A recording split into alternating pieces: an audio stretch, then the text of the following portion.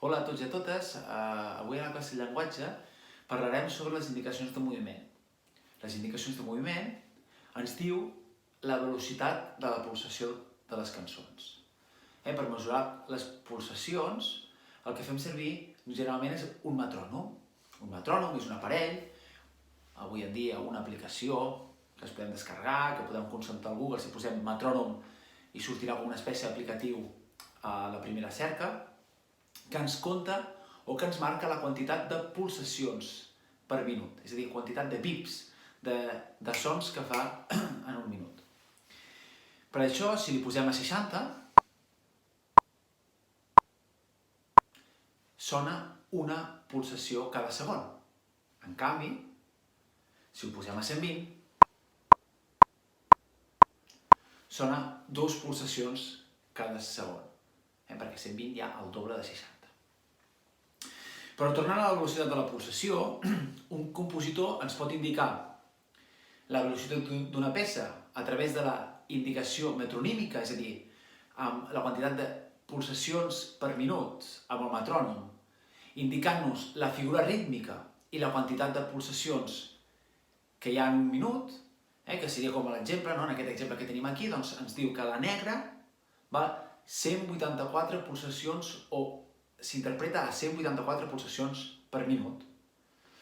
O bé, ens indica una paraula italiana, generalment italiana, no sempre, que ens diu la rapidesa del tempo.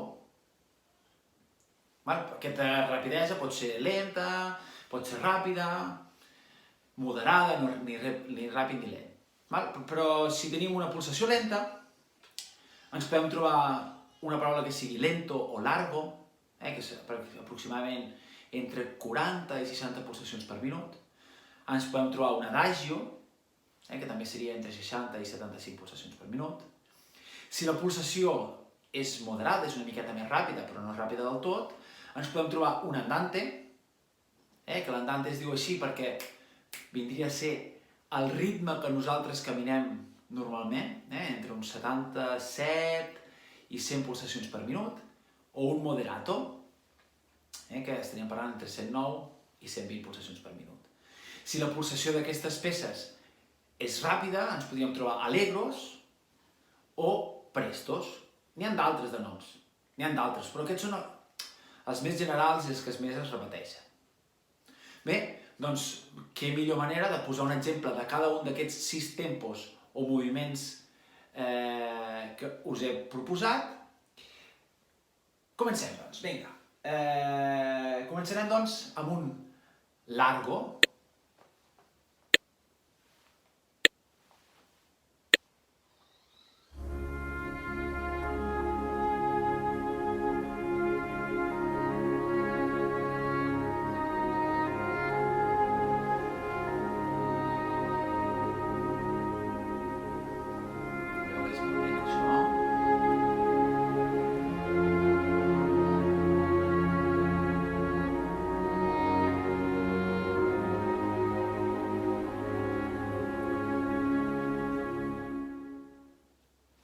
Després farem un adagio una miqueta més ràpid.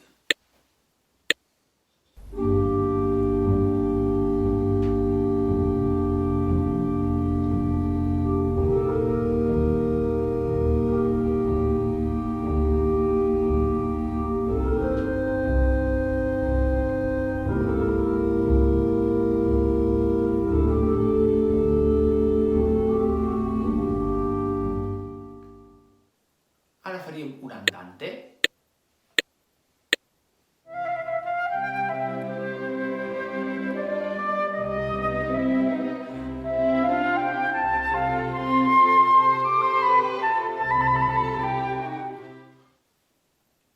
Un moderato.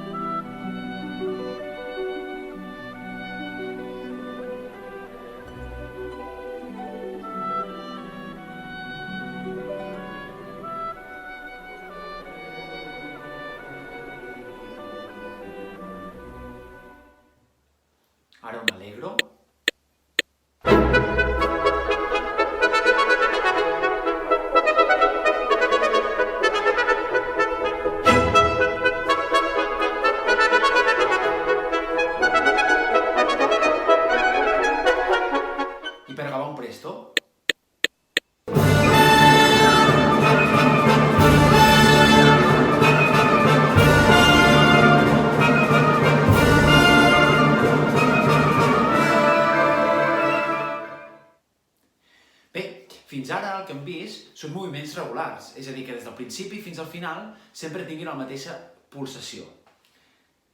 Clar, però no sempre és així. Hi ha moviments que són variables. Què significa que són variables? Vol dir que, per exemple, anem de més lent i accelerem per anar més ràpid, és a dir, utilitzem un accelerando, com per exemple aquesta cançó. Don't stop me now. Don't stop me, 'cause I'm having a good time, having a good time. A shooting star leaping through the sky like a tiger. Bé, i al final de les cançons, moltes vegades, també ho he fet a llenguatge, a classe d'instrument, moltes vegades he utilitzat retardandos.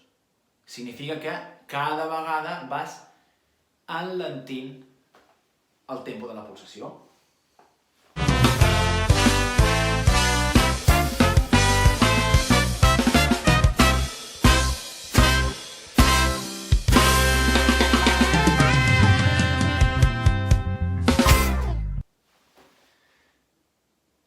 Bé, un cop us he explicat tot això que són les indicacions de moviment, us explico l'exercici.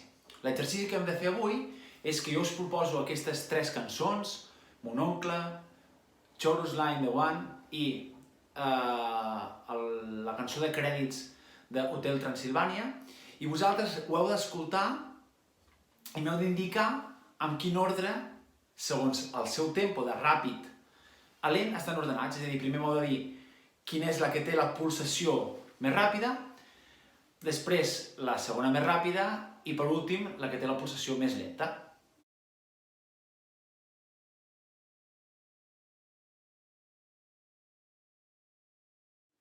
Espero les vostres respostes.